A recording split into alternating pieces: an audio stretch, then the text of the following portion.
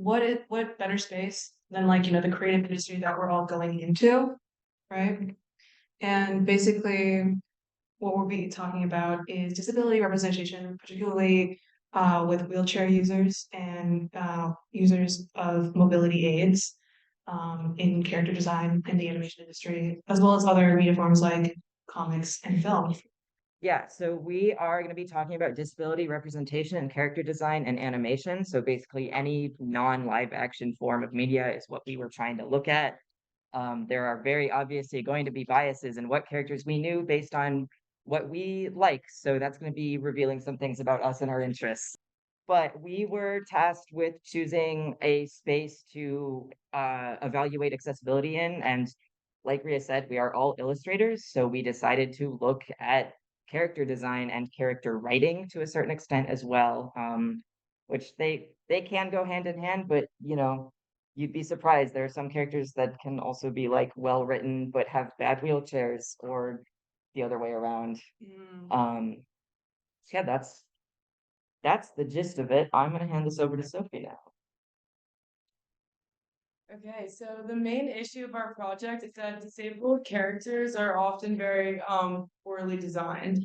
So there's often no consultation from people with disability, which leads to inaccurate representation. There's also many artists that are uneducated about disabilities and therefore represent the um have poor representation. And also there's just not many overall online representations or resources.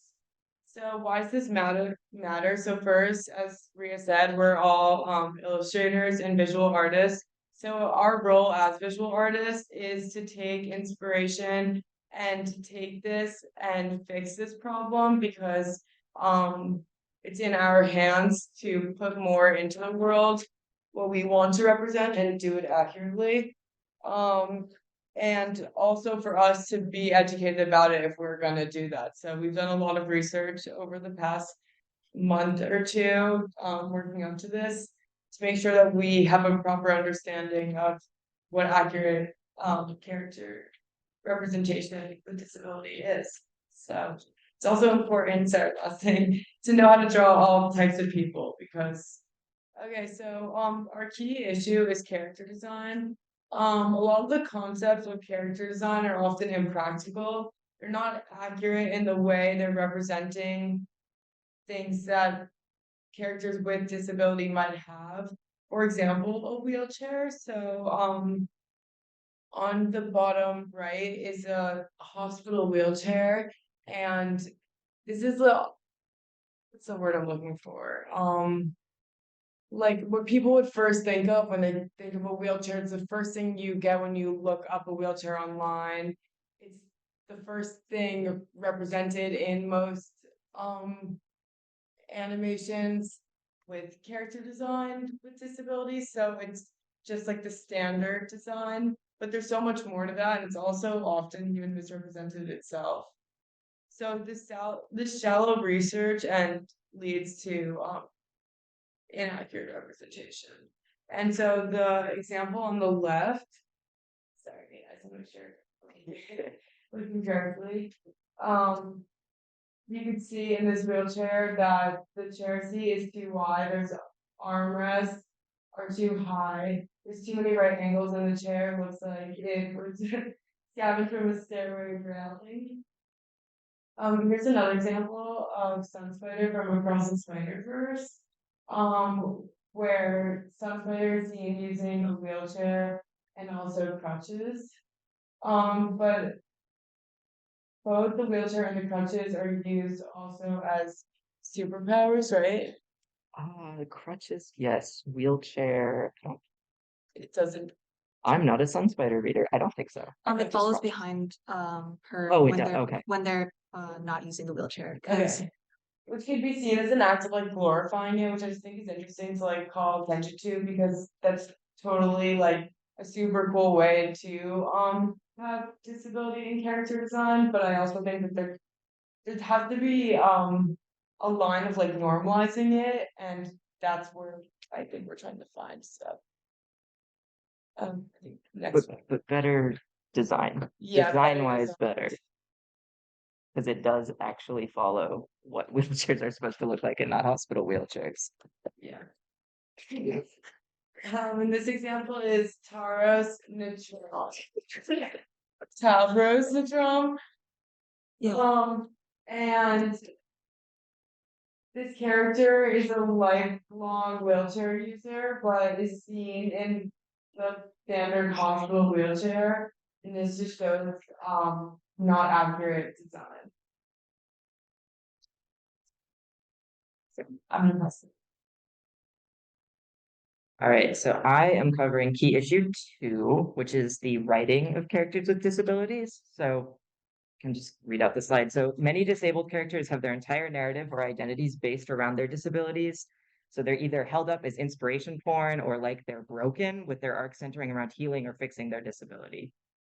And a lot of healing narratives center around grief, self-hatred, and viewing disability as something wrong, which has worrying implications. So, I mean, there's a lot of things wrong here. The main focus of design, like visual design and writing with characters, is just one of the questions here with our project was really like, why don't the characters we look at seem normal, and how it is our job as illustrators, and especially people interested in going into industries that design and write characters, like why it is your job to familiarize yourself with like what do normal people look like, because everyone deserves to see themselves on screen. And one of the big problems with writing characters with disabilities like this is that it tells them that they are not normal, which like that's what you're going to get if you don't see yourself in media anyways. Like if you're absent from media, you're going to think you're not normal, and if you're there but wrong, like not portrayed well, it's also not going to feel like you're normal. So arcs that surround characters' ideas of like, I mean, so for some of them, like it's their whole story, but like for some, they have an accident, something happens, and then for the entire arc surrounding that, and like for the rest of the story, all they do is talk about like how horrible this is forever, and how they're horrible and broken, and it's never going to be the same. And like the thing about writing these characters is that everyone's going to like, if this is a personal experience, everyone's going to have their own perspectives. That doesn't matter what kind of character you're writing. Everyone is going to feel differently about themselves and their identity. So if you're writing that from your own experience or you are drawing from sources, like it's just never going to be the same for everyone. But in general, like making stories and just telling people that if this is part of their life, they should hate it and be ashamed of it and be horribly, horribly like sad about it all the time. Like you live with that every day and that's a part of you, and you don't want to encourage that people should feel like that, and you don't want to tell people, like especially we looked at some stuff with children's programming, like you don't want to tell other children like that these your classmates are like having a horrible sad life. And the thing about healing narratives in that same vein of thinking is like, again, you are framing this as something being wrong with the person, which isn't okay, because again, it's normal.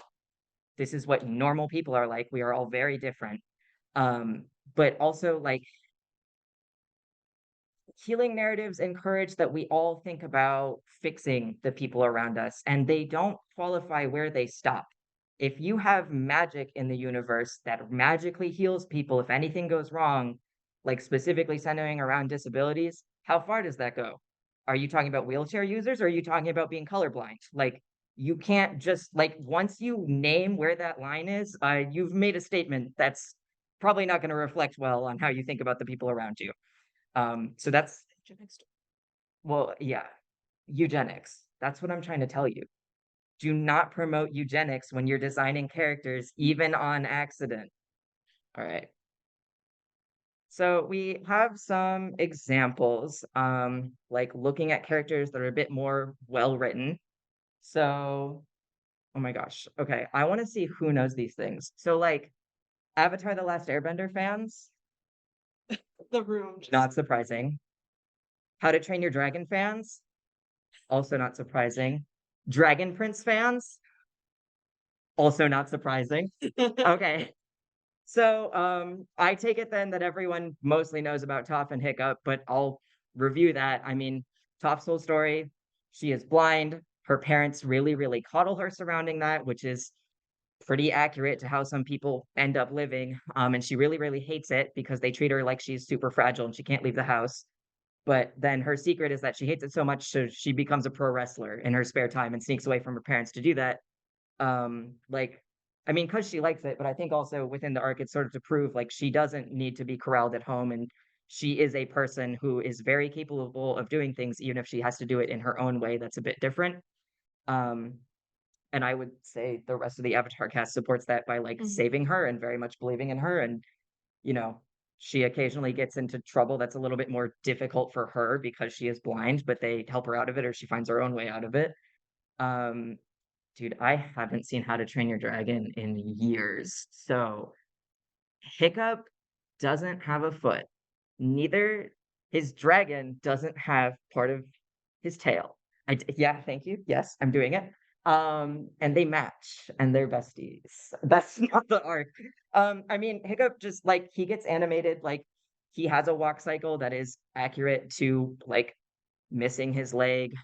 He talks about again the idea that like no one really believes in him, and then he surpasses those like expectations. Again, finding a way to do it in his own way and proving that like he is a very capable member of society, even if he has to find his own way to do things. Um, and then General Amaya is uh is deaf in the Dragon Prince. She is a general, so she does command armies. She has interpreters who she communicates in sign language, so they communicate her sign language verbally to the people around her, and they also do that for the armies. And then if she can't see people's mouths, they can do sign language to her to let her know what's going on. But she does read lips, and that's interesting. Also, they do have scenes where they talk about like she has a lot of trouble if she's separated from her interpreters because it means that she can't necessarily communicate with the people she's with, and that's usually an emergency situation. But like yeah, so they it's a really interesting thing, and again, it's a character that they gave like a lot of importance and showing, she is very capable even if she's doing things differently. Yeah, and I want to make a note that actually part of the team that worked on Amaya was also on Avatar: The Last Airbender. So it just goes to show that once you learn and once you start including these characters and representing these characters in your line of work, you'll have that lifelong. You'll just keep doing it. Yeah. This is the bad slide in quotations. You didn't put Barbara here. Can I do this again? Okay, who likes X-Men? Sorry. I don't know anything about X-Men. Who likes Arcane? Okay. And who likes Batwoman? Oh no. Bat Batgirl. Like Barbara Gordon. Do you like Barbara Gordon? Yeah. Okay. So Oracle didn't get put on here, but I want to talk about Oracle first because I like Oracle. I've never read a Batman comic. But she seems cool. She was in the Lego games. So yeah, so Barbara Gordon is Batgirl. She's what, police chief's daughter? Yeah. And there's like comic book heroes are different because they have so many iterations done by different writers. I will say that superheroes with disabilities are typically, if not like just they're almost never written by people with disabilities or teams that consulted with people. So they have their issues. But Barbara's one of them. So in one of the arcs, like they have all their weird diverting paths where there's like a million different versions of them, but she gets shot in the back by Joker and is paralyzed from the waist down. So there's basically like these two like Barbara things where she either becomes Batgirl or she becomes Oracle. And Oracle is wheelchair bound, and she's tech savvy, so she can still fight, but she's basically Intel. That's what she does. She works on computers. Not portrayed great. Kind of what I talked about earlier, a ton of like grief. I hate myself. If anyone asks me about this, I'm gonna freak out. Everyone thinks I'm a disappointment and they're right, and like all that. And then they fix her by giving her the special super microchip that goes in her back and fixes her legs, and she gets up. If anyone asks her about her wheelchair accessible van, she shudders and lies and says it's someone else's in her family. It's like not good. They did more recently do another arc for her that sort of remedied that with her talking about like continuing to go to physical therapy and like working with crutches. So even though she still has the chip and she can usually walk. She still sometimes chooses to use like her wheelchair. Her whole thing is like healing and sort of talking about like that chip could stop working at any time and she needs to work and be ready for that, like, because that is a part of her. Still not great. Still didn't consult anyone with disabilities or have anyone with disabilities on the team. Still a bit of that grief narrative going on. I don't remember the details, so I can't tell you, unfortunately, but like they started to get better. Maybe she'll get better. It'd be great if they actually talked to someone instead of making this up. Um, I mean, it's basically the same thing for Charles Xavier, right? Yeah. Um, Wheelchair, uses his psychic powers to get around it. And then he gets you hate this more than I don't know. I really do hate this a lot. So he gets his brain transplanted into a new perfect clone body with six-pack abs. And then now he can walk, right? And it's like, oh, but like he has a little trouble because, he was, a wheelchair user for literally most of his life. And then he gets a little trouble. Now he's okay, right? And then actually this happens like multiple times throughout like different iterations of comics. Like he gets like a new body, then it shatters again, and then he gets a new body again. And it's kind of like a recurring theme through the comic iterations. And I can't say that it's really like accurate at all to any You don't think experience. this is happening? No, you know what, Robin? I don't think it is. Are you really? Yeah, yeah. I've known like 5 people. Well, Sarcasm, just to clarify for the recording that is happening for my class. yeah. Yeah, I can talk about Victor. Yeah. Yeah. So we put Victor on here. Now, there were a lot of raised hands for Arcane, so I know you guys know who this guy is. But he's a character that uses a cane. He has a Yeah, can you describe like I know what we talked about, but I don't remember Arcane. Okay. So me putting like Victor Arcane next to Charles Xavier is actually kind of a travesty because like these two characters are not like on par whatsoever in terms of representation at all. I just kind of wanted to have like a character on there, like who is, by the way, like one of my favorite characters in Arcane. You wouldn't believe how much I love Victor, but um but the fact is that he has like a ton of good points and like a ton of things that are done right about his character, but also at the same time, there are things that are debated about him. So, what's really good about him is that he shows the progression of a condition that kind of slowly deteriorates over time, because of the chemical pollution in Zon.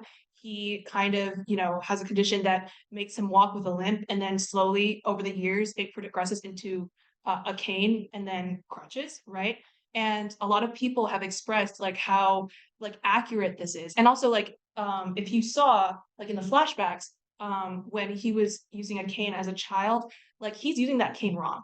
That's not how you're supposed to hold a cane. Actually, he's putting the weight all wrong, and it's not helping him at all. But like him doing that, and then later kind of learning because of how horrible Zon is. Like nobody's gonna teach a kid how to use a cane, right? And so like a lot of aspects of his character regarding his disability are handled with a lot of care, right? But a lot of people have beef with the end game of the character, right? He has this kind of transhumanist goal. Yeah. Um, I mean, he's trying to alter himself in yeah, order to like become stronger, and essentially he is the like catalyst of his own healing arc. I think there's some nuance to this in that the character himself is the one that's in control of this. Most of the time in the other narratives, it's someone else doing this as like a favor or forcing it upon them. And so very like much in a savior position, whereas Victor's more making the choice for himself. Obviously, that then deals a bit more with the idea that like it's him fighting against his own oppression because he's sick of how he's being treated. And so he wants, he doesn't want people to look at him like he's weak anymore or treat him differently because of something that was out of his control and that he tries his best, to get around with. Um, but it's still a healing arc. Like he's still trying to alter himself. He's still you know, like we had a guest speaker that we were talking with, and he was like, I want people in wheelchairs that are jerks. Like, and this is true, like, but it's really hard with representation at a certain point because when there's nothing good, like you don't have enough characters that are like good and like taking care of themselves and like being good representation, it is harder, I will say, to like deal with, you know, bringing in ones that have a bit of a different story going on. So that's still important, but this one still teeters on that healing arc, and it's just, you know, I wouldn't say he's terrible. He's a very interesting character, but we didn't want to put him on the other slide because there's kind of two sides to that one. Yeah, like I would say, especially with the inclusion of the other main villain, Arcane, who also is like has a disability, like it's just like kind of like that as well. And also this fact of like whether good Victor is good or bad representation is like, you know, still being debated in the community. And it just goes to show that, you know, disabled people aren't a monolith. There's like, you know, things that you agree about and disagree about in a character. And I just kind of wanted to bring Victor on the slide to really discuss like the nuances, because the fact of the matter is like there's not really any like clear cut like something like horrible and ableist. Like in this day and age, some people have like the capacity to like think most of the things through, right? But like it's just important to kind of discuss like, you know, any things that like kind of slip through the cracks, right? Yeah.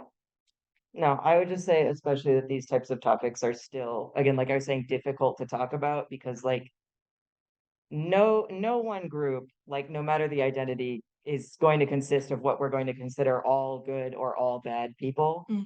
But as a writer, if you take that group and every time you put them on one side, it's not like people are different anymore. It's a deliberate choice and it's saying something. And that's what I mean, especially, yeah, because of the fact that both villains have disabilities. Like it's like you don't have any heroes and you don't necessarily have to until it gets weird when you start doing multiple, if that makes any sense.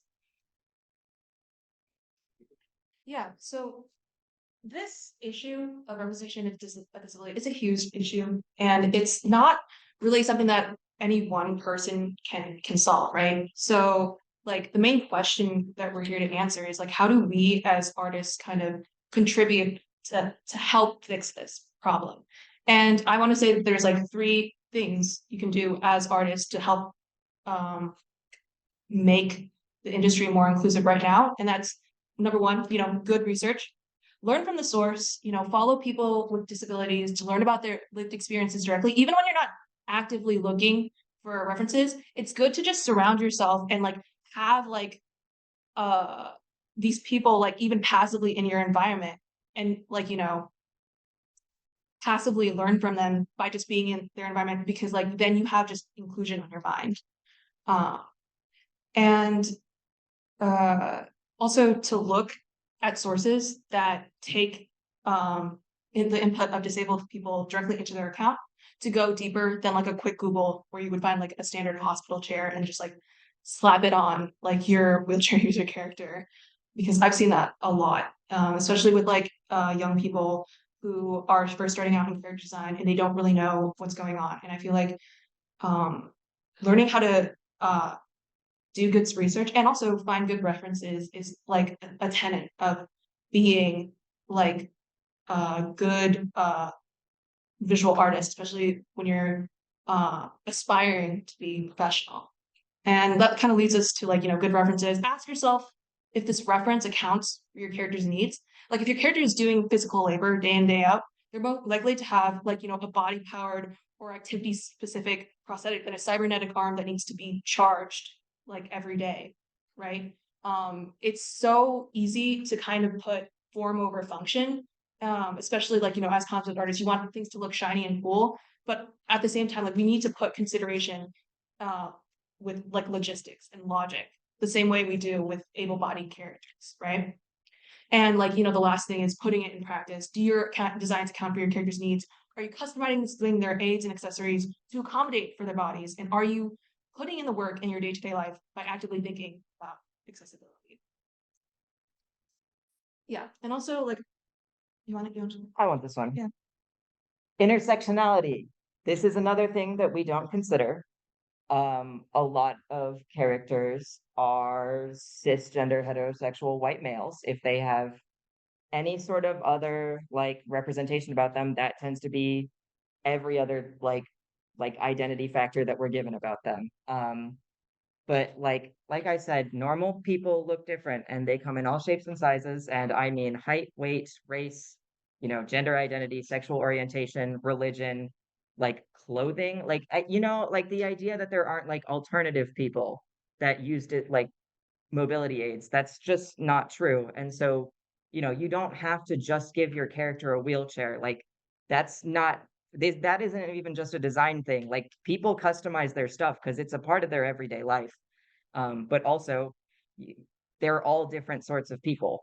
So that's just, I mean, the intersectionality between there's also like in real life, you can think about the intersectionalities between being a part of multiple minority communities and how that impacts you and how much more likely you are to be a part of multiple just because laws suck and society sucks.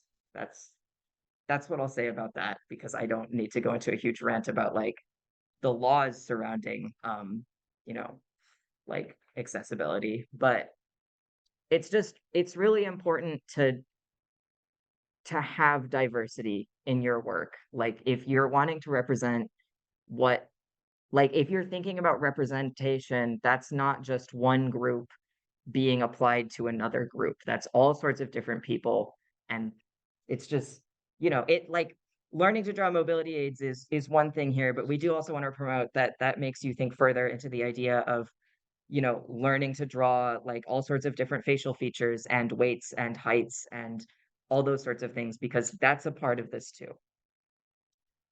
Yeah. And I also want to make a note about how this presentation is centered around visual character design and centered around, disabilities that can be visually expressed, like with the focus, especially on mobility aids, but like we want to acknowledge that many disabilities, including, chronic illnesses like fibromyalgia and mental illness and neurodivergency are not easily visible and are just as important to actively include percent. All right, we have to get set up for this one. So for the rest of the time, we're gonna do a figure drawing activity. We emailed a cosplayer and a life model who really generously, like, let us use their because their archive of reference pictures of them as like a wheelchair user for us to draw. Yeah, so that's Twire. His handle is Cryptid Cosplay. It's CRIPTIDCOSPLA.